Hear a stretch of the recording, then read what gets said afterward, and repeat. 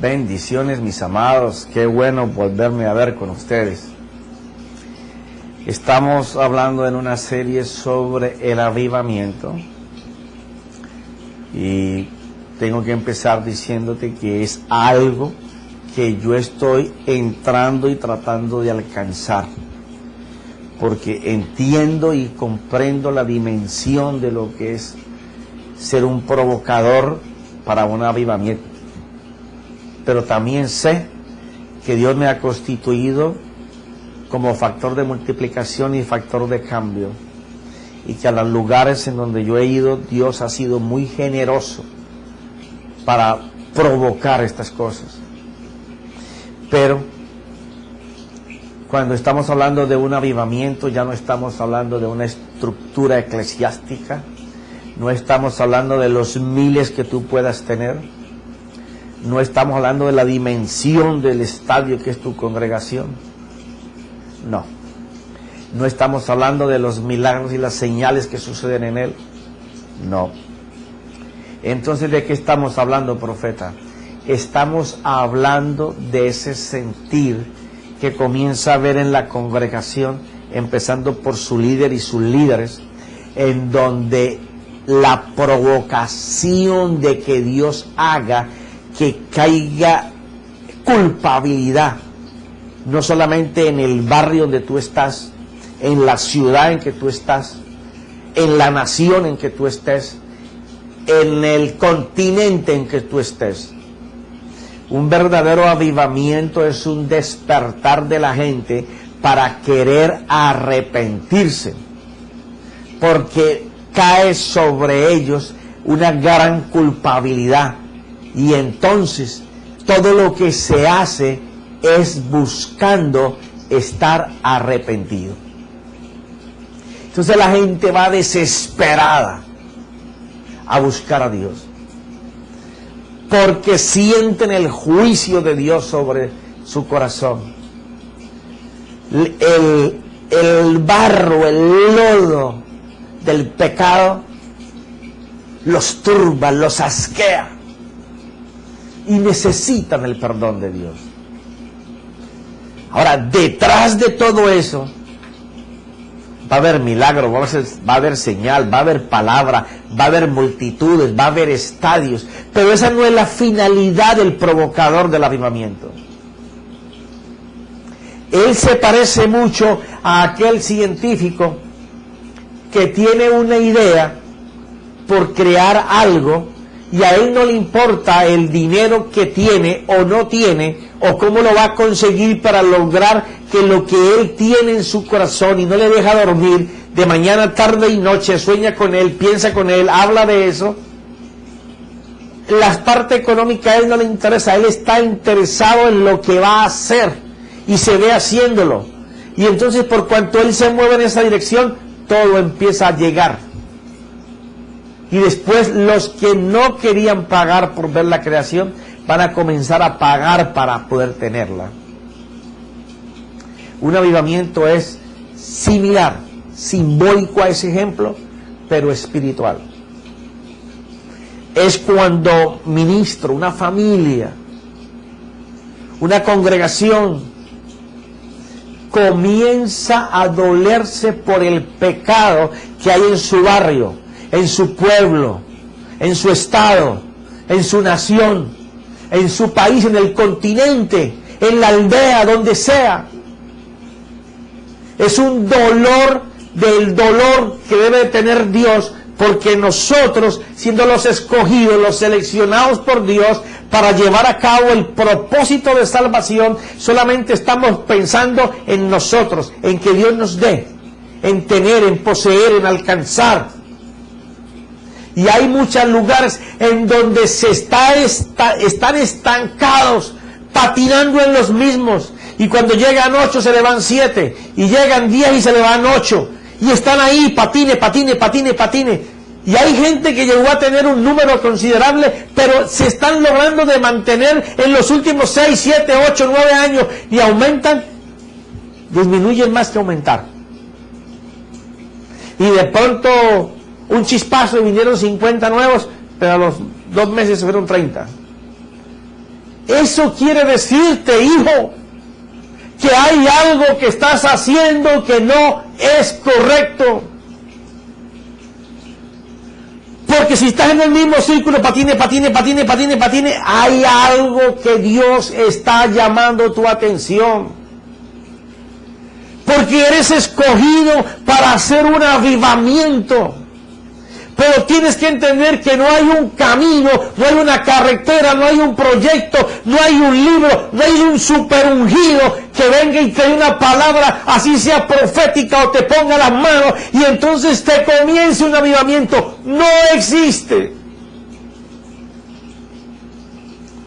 Puede venir alguien, animarte, anunciarte, decirte que puede haber un avivamiento, que Dios lo quiere hacer y estará en lo correcto, porque eso es lo que Dios busca. Dios anda buscando quien se pare delante de su propósito, que ya abandone su plan, que ya abandone sus deseos, que se humille, que venga delante del Señor y diga: Señor, por 10 años, por 20, por 30, por 40, yo he buscado solamente crecer, multiplicar, pensé que así alcanzaba las almas, pero Señor, ahora me doy cuenta que aunque han sucedido milagros, aunque han sucedido señales, aunque miles se han salvado, ¿qué he hecho para donde yo estoy? Caiga la ola, el manto de Dios, causando que la gente en las cantinas, en los bares, en las discotecas, en los talleres, en las empresas, la policía, el Estado, el gobierno, comiencen a sentir aflicción y peso en su corazón por venir delante de Dios y arrepentirse. Eso es lo que falta. Y como nos hemos cauterizado y no estamos mirando el propósito de Dios, sino los propósitos nuestros, pensamos que estamos bien. Pero mira lo que dice Isaías. Capítulo 59, versículo 13. Yo siempre digo a la gente que me escucha que los versículos más poderosos en la Biblia empiezan con el número 13. El mundo le tiene miedo al 13, pero los números 13 en la Biblia, busca cualquier escritura, te vas a dar cuenta que representa un mensaje poderoso de Dios.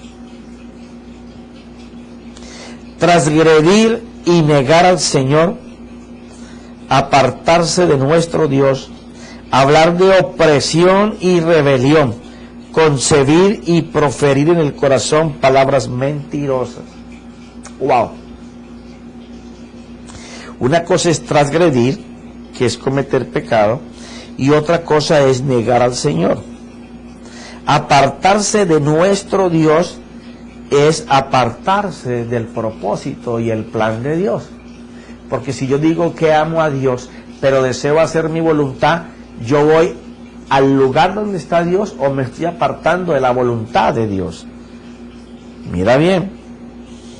Hablar de opresión y rebelión, concebir y proferir en el corazón palabras mentirosas. Hablar de opresión y rebelión. Opresor es aquel que quiere manejar las cosas usando el poder. Y de rebelión los que no se someten a ese poder y se quieren ir. Porque ahí hemos estado parando mucho tiempo. Ahora días escuché algo. De verdad me sentí tan mal delante de Dios. Una persona viene y me cuenta que un ministro en su congregación un domingo con la iglesia llena estaba enojado porque la economía le había mermado mucho y se para y dice que todo el que no dé diezmos de ahí en adelante que se pare y que se vaya, porque no merece ni respirar el aire que produce el aire acondicionado, ni sentarse en la silla en que está. Dije, Dios mío, personas que quieren manipular para crecer, obligando y regañan y disciplinan a quienes no traigan una persona a la iglesia. O si hacen una célula y no se multiplican, los quitan y colocan a otro que multiplique. Y no es que no debamos hacer esa obra de evangelizar. Pero ¿cómo yo voy a manipular y a oprimir para conseguir mi propio propósito, mi propio deseo? Entonces dice, concebir y proferir en el corazón palabras mentirosas. Se ha vuelto atrás el derecho y la justicia, permanecen lejos. Porque, ojo con esto, estoy leyendo la Biblia de Estudio de las Américas. Dice, porque ha tropezado en la plaza la verdad. ¿Tú quieres que te diga lo que es la plaza? Cuando Isaías escribe, es el lugar en donde los mercaderes llegaban a intercambiar sus cosas para obtener ganancias. Tanto el que vendía como el que compraba al mejor precio. Entonces, cuando él habla de que se ha vuelto atrás el derecho y la justicia, permanecen lejos. Permanecen lejos de Dios, que es el que está hablando. ¿Por qué? Porque han tropezado en la plaza la verdad. Quiere decir que han cambiado los principios de Dios por el deseo de ellos. Entonces, ¿cómo va a haber un avivamiento en un lugar en donde el único objetivo es que lo que yo pienso y el propósito de mi vida en el Señor no es el propósito de Dios en mí, sino el propósito mío en el Señor, es multiplicarme de tal manera que yo pueda tener el templo más grande, el templo más bello, que yo pueda tener la mayor cantidad de gentes, que yo pueda alcanzar un buen nivel económico, que el mundo pueda conocerme como una iglesia respetable, una congregación respetable, a cambio de todo lo que leímos atrás.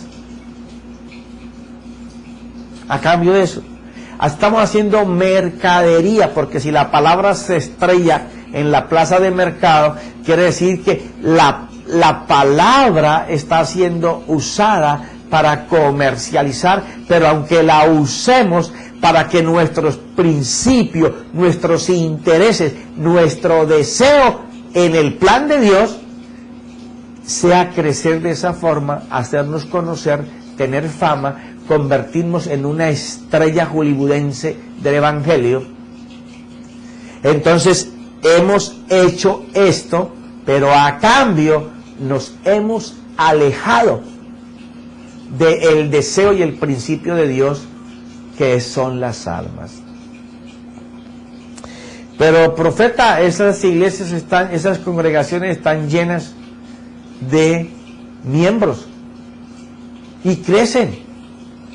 Por eso te dije en el cassette anterior que no es que lo estén haciendo malo. Ejemplo, Moisés se preparó 40 años entre los egipcios, y cuando él pensó que ya estaba preparado, había estudiado, tenía autoridad y poder, como se narra en Hechos capítulo 7 versículo 20, un hombre poderoso de palabra y hechos, pensó que ya podía mostrarse a su pueblo, y fue entonces, y caminando por entre ellos, encontró a un egipcio que estaba maltratando a un hebreo y lo mató. Él miró que no hubieran egipcios, pero sus hermanos los hebreos lo vieron para que lo pudieran reconocer como caudillo, y luego lo enterró. Él no pidió ayuda a ningún hebreo, él mismo se pudo hacer el hueco y lo enterró. O sea que estaba demostrando no solamente su liderazgo, sino la capacidad de trabajo en humildad que tenía por ese pueblo. Ahora, ¿Dios aplaudió eso? Cuéntame, ¿Dios lo aplaudió? Hasta donde yo me dé cuenta, lo primero que sintió fue miedo. Y te pregunto, ¿el miedo es de Dios? O sea, él hizo algo que parecía bueno, pero delante de los ojos de Dios no era bueno. Ahora, ¿Dios iba a utilizar lo que él estaba haciendo para prepararlo? Sí. Pero esa no era la voluntad de Dios. ¿Qué le pasó después? 40 años al monte, para poder que aprendiera cuál era la voluntad de Dios, para ya no venir a hacer el plan de él entre los egipcios, sino el plan de Dios. Así estamos. Entonces, esa mercadería de nuestros propósitos con los de Dios, es decirle, mira Señor, yo quiero hacer esto en tu plan. Cómpramelo, bendícemelo, prospéramelo, acéptamelo. Y entonces busco todas las maneras y las formas para alcanzarlo. Y no que en el mover de fe uno no se mueva en esos mismos parámetros. Pero es muy diferente moverse tratando de alcanzar el propósito de Él en mi vida, que yo querer meter mi propósito en la vida de Él. Porque entonces estamos haciendo mercadería. Y estamos súper lejos de un avivamiento. Y visitarás otros lugares.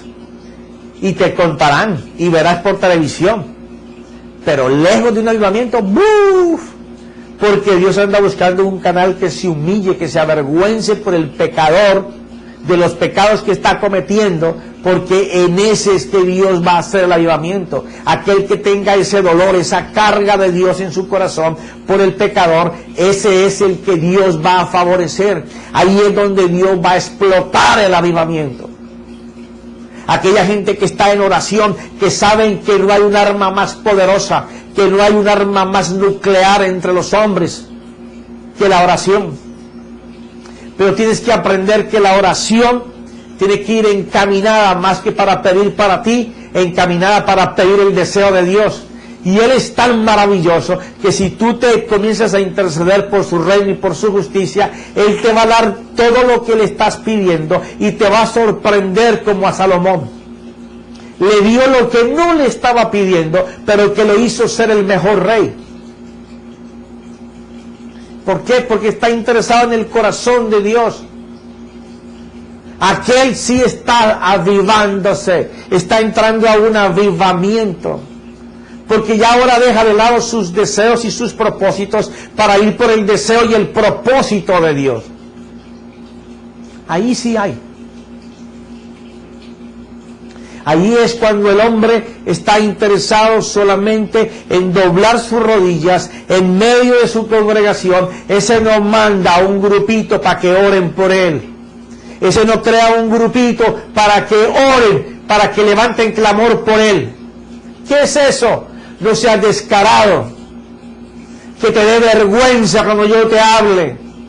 Porque te estoy hablando a ti. Sí, yo no sé dónde estás, pero si lo estás haciendo, es a ti. Dobla tus rodillas ahí en ese lugar donde tú quieres que Dios haga las cosas. Sé el primero en ponerte al frente. Sé el primero en derramar tu corazón delante de aquellos que te ven y que saben que como que tú estás muy elevado. Dios no quiere elevados. Dios no quiere estrellas.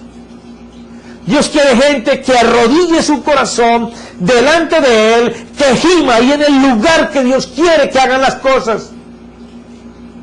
Que te pongas adelante. ¿Tú crees que un grupito va a orar por ti y Dios te lo va a dar? ¿Y Dios te lo va a dar a ti? Lo que yo leo en la Biblia es que la gente que oraba por bendiciones para el pueblo, Dios lo escogió a ellos. Vete por cualquier parte de la Biblia, por cualquier profeta, para que tú veas. Jesús oraba todos los días por el pueblo y Dios se lo daba a Jesús para que lo hiciera. Igual con Pablo, con Pedro, con Juan, con todos. Aquí no hay estrellas. Si no bajamos, si no doblamos y no comenzamos a ponernos al frente de la oración intercesora por el pecador, quédate esperando el avivamiento, porque lo vas a ver pasar por tu cuadra y se va a depositar en otro que lo está queriendo hacer. Mira, se ha vuelto atrás el derecho y la justicia permanece lejos, porque ha tropezado en la plaza la verdad, y la rectitud no puede entrar. Uy, esta es una espada. La palabra ha tropezado haciendo la mercadería, pero la rectitud no puede entrar en el que Dios quiere usar, porque está vendido a sus propios deseos, a sus propias metas. No puede entrar. ¿Cómo tú crees que va a haber un avivamiento si el que tiene que hacerlo no puede entrar? Mira lo que dice.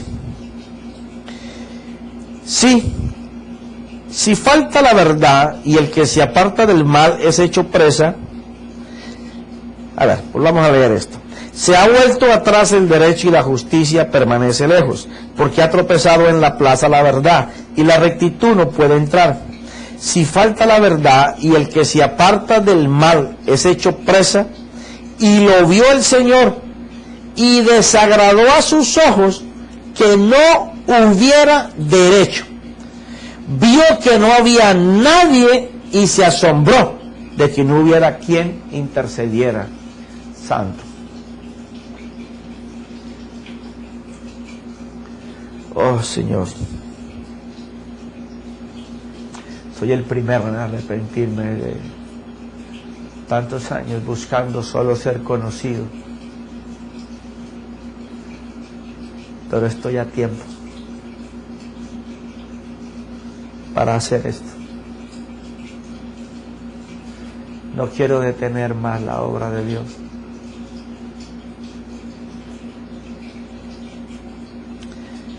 Porque si a falta de la verdad, el que se aparta y hace lo malo y es presa del pecado.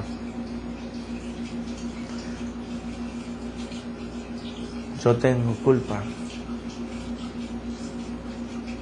por no haberle hablado de esa verdad de Dios. Dice que Dios vio a ese pecador y Dios se desagradó cuando vio que no había derecho, no había la verdad para que él pudiera caminar en los rectos. Dice que no vio que no había nadie y se asombró de que no hubiera quien estuviera intercediendo por él. Quiere decir que los ojos de Dios están más sobre los que se están perdiendo que los que ya están con Él. Por eso Jesús dijo: yo no he venido a los sanos sino a los enfermos. Y yo siempre he estado mirando los que están sanados para darles más sanidad. ¿Qué he hecho, Señor, para que esa palabra llegara a esas personas que están haciendo lo malo? Si tus ojos los están viendo y tú estás te ha desagradado que ellos estén en esa posición, pero cuando volteas a mirar no nos ves a ninguno de nosotros intercediendo por esas personas. El corazón de Dios está molesto, no solo dolido porque se pierde el pecador, sino porque su iglesia está perdiendo el tiempo. Solo busca para ella, solo busca beneficios, solo busca que Dios le dé, pero no buscamos el propósito de Dios, que es pararnos a reflexionar cuánto tiempo de nuestra vida, cuánto tiempo de nuestros meses, de nuestros años, de nuestras semanas, cuánto tiempo de nuestras horas del día estamos siquiera pensando y orando, clamando porque aquel que se apartó y está haciendo lo malo conozca de Dios. ¿En dónde estamos nosotros en este Isaías 59, versículo 15? Y si falta la verdad y el que se aparta del mal es hecho presa. Y lo vio el Señor y se desagradó. Ya, vio que andaba en lo malo. Y se desagradó a sus ojos que no hubiera derecho. Y vio Dios que no había nadie en la tierra, en esa tierra. Vio Dios que no había nadie. Y se asombró de que no hubiera quien intercediera. Esta gente se está perdiendo, yo los estoy mirando, no veo a nadie que les esté hablando. Todos están acomodados en sus lugares o pendientes de sus problemas, pero miro así en la tierra y no veo a nadie que esté intercediendo porque su alma se va a perder. ¿Dónde está la gente que yo he preparado?, pregunta el Señor. ¿Dónde están aquellos que solamente se han contentado con saber que van para vida eterna y extenderme sus manos todo el día para que yo las llene de sus necesidades y yo se las supla? Pero ¿dónde está su actitud? ¿Solamente para pedirme? ¿Solamente vienen como el hijo de papi y mami a acercarse por las llaves del carro y la plata para gastar? ¿Dónde están mis hijos? ¿Dónde están los que tienen que estar clamando e intercediendo por el pecador? Pregunta el Espíritu a través del profeta.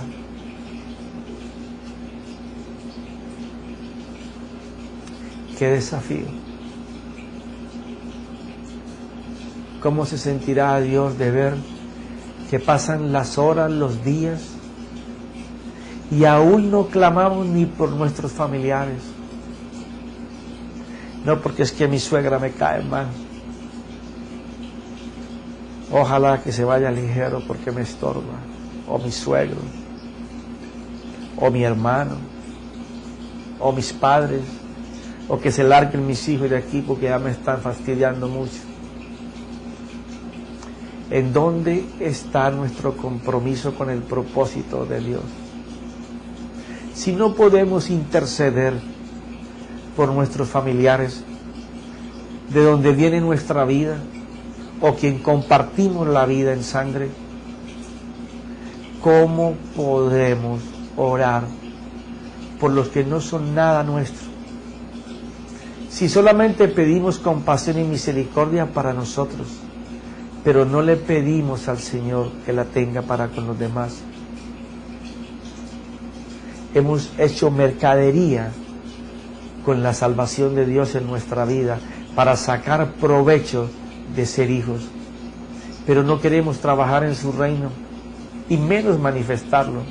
Pensamos que el reino de Dios es que yo sea bendecido, prosperado en todo y que tenga salud. Ese es el reino de Dios.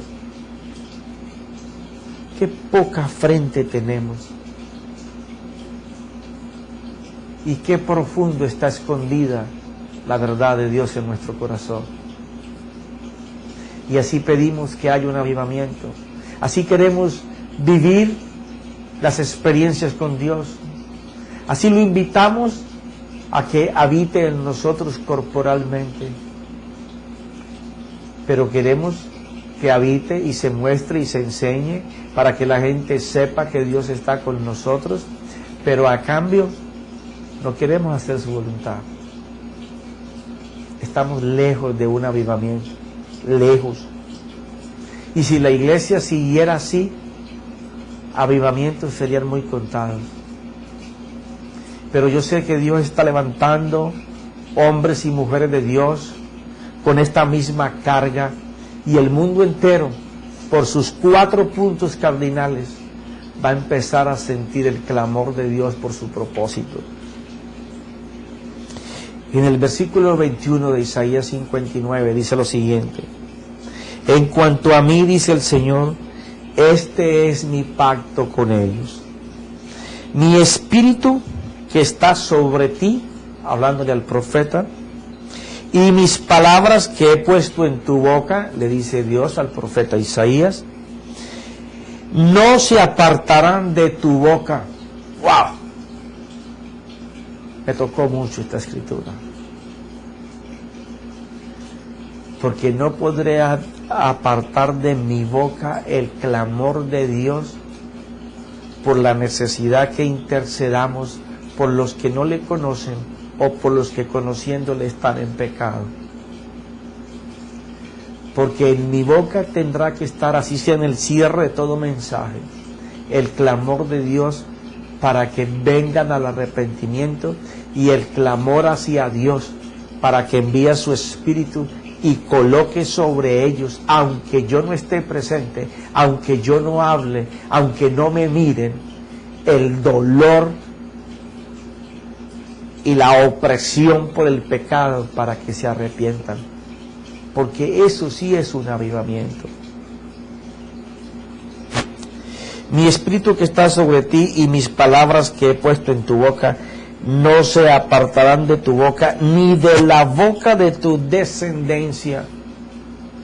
No solamente debe de quedar en nosotros, tenemos que enseñarle a nuestras generaciones que el único plan, el único propósito que a Dios le interesa es que el perdido conozca de la salvación. Pero hemos empezado al revés, queremos ser salvos y luego nos enteramos de que la salvación nos va a enterar todas las bendiciones de Dios y nos olvidamos de ellos. Y Dios quiere que seamos al revés. Dios quiere que nosotros pensemos en ellos primero y Dios nos va a dar la bendición que tiene preparada para nosotros.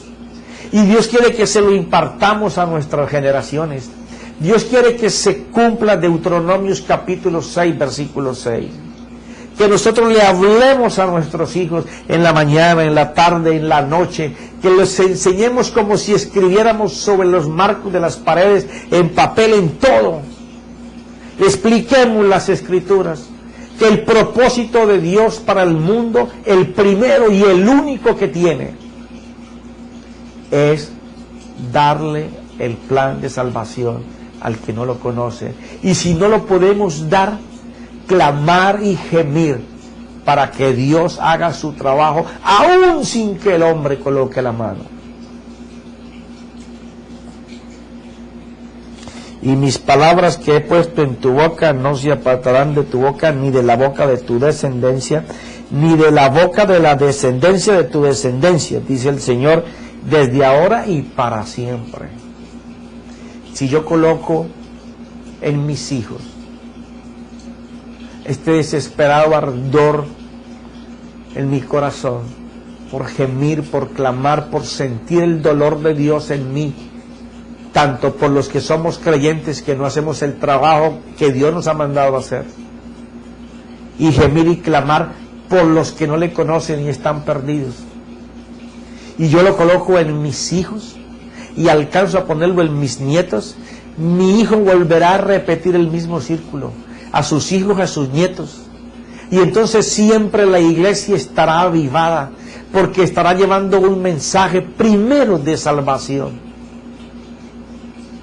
y después de confort, si le quieres llamar una palabra de nuestro tiempo, una palabra de confort que lleve tranquilidad, reposo y bendición a tu casa, pero sabiendo que haciéndolo uno llega a lo otro. Pero nos pasamos la mayoría del tiempo buscando cómo alcanzar la bendición, sin saber que si hacemos el plan de Dios se acorta el camino. Y dice el capítulo 60, déjame tomar agüita.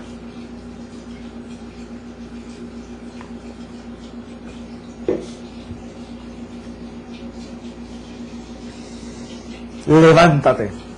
Wow. Esta palabra levántate, cuando la dice Dios, es bastante fuerte.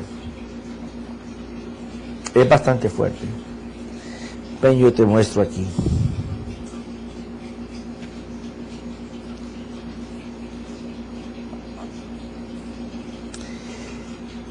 Cuando se usa la palabra levántate, venida de la boca de Dios, significa más que tú decirle a una persona que está en una silla, levántate de ahí, o levántate, vete a trabajar. esta palabra levántate en el Señor, es que el Señor mira que tú estás en una situación, como leímos aquí, que no agrada a Dios, que Él mira y no ve a nadie que esté haciendo su propósito, y Él se asombra de ver de que no lo estemos haciendo. Y entonces ahí en el capítulo 60 la primera palabra que tú encuentras es levántate. O sea, Dios comienza a llamar al profeta y decirle, oye, ya, se acabó lo que estás haciendo, no más, no quiero que sigas como has estado actuando, quiero que ahora actúes como yo te voy a decir, levántate. Eso es más o menos la expresión de levántate, porque todo el capítulo está quejándose de lo que no están haciendo y cómo están deteniendo la justicia de Dios. Y entonces es como decirle, ahora te voy a enseñar, levántate de ahí, que te voy a enseñar los cambios que quiero que ejecutes. Te voy a enseñar las nuevas cosas que yo quiero que enseñes para que se cumplan.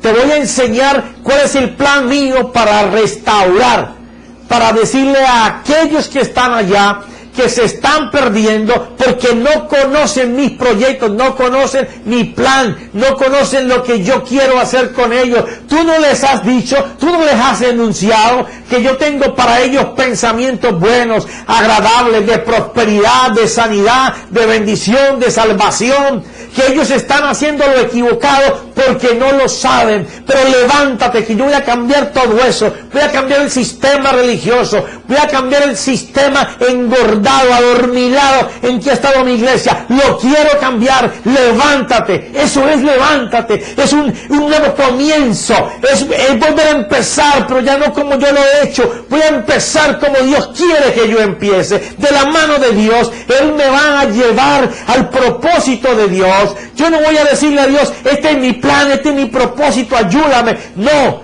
yo ahora voy a clamar, voy a gemir para que el propósito de Dios se haga en mí. Ese es un nuevo levántate. Oh Señor, levántame. Levántame, Señor. Solo quiero pensar que tú piensas por mí, que tú miras la palabra por mí, que tú hablas de la palabra por mí y que tú haces por mí. Estoy dispuesto, Señor, a lo que me falta de mi vida, interceder por aquellos que no están haciendo lo que debían hacer y por los que no saben lo que están haciendo, porque los que deberíamos de hacer por ellos no lo estamos haciendo. Y tú estás mirando aquello y te desagrada. Yo quiero, Señor, que cuando nos mires, tú estés contento con lo que estamos haciendo. Y vamos a interceder, vamos a tener ese clamor fervoroso, pasional, porque los que no te conocen puedan hacerlo. Coloque esa carga en nuestros corazones, Señor. Te lo suplico, Padre, en el nombre de Jesús. Llena nuestros corazones, aunque sea con un granito de tu dolor, porque si me das 2 me matas. En el nombre de Jesús, Padre. Gracias, Espíritu Santo. Gracias.